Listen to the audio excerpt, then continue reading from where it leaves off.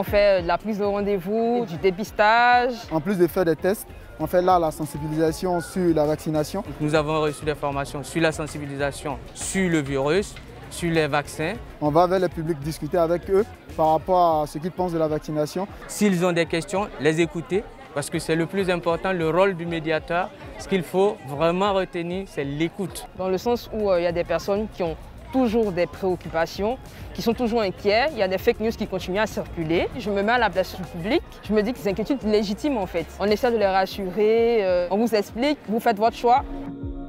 En grande majorité, on rencontre des personnes qui sont pour la vaccination et qui nous encouragent et nous félicitent pour les missions qu'on fait. On rencontre aussi des gens qui ne sont pas forcément pour la vaccination, qui sont un peu dans des idées préconçues, sur des complots, sur des choses un peu inventées qui ne sont pas forcément vraies. Et en fonction des préoccupations que ces personnes posent, on peut leur apporter des éléments de réponse et essayer de démonter souvent des fausses idées que les gens ont sur la vaccination. Les orienter vers ce qui est vraiment recommandé, c'est-à-dire les sites dits officiels, comme par exemple le ministère de la Santé, l'ARS, l'OMS, s'ils ont besoin d'informations. Qui peuvent leur permettre de comprendre la nécessité de se faire vacciner. C'est une bonne discussion parce que nous-mêmes, on prend du plaisir à discuter avec les gens. Donc du coup, ça se passe hyper bien.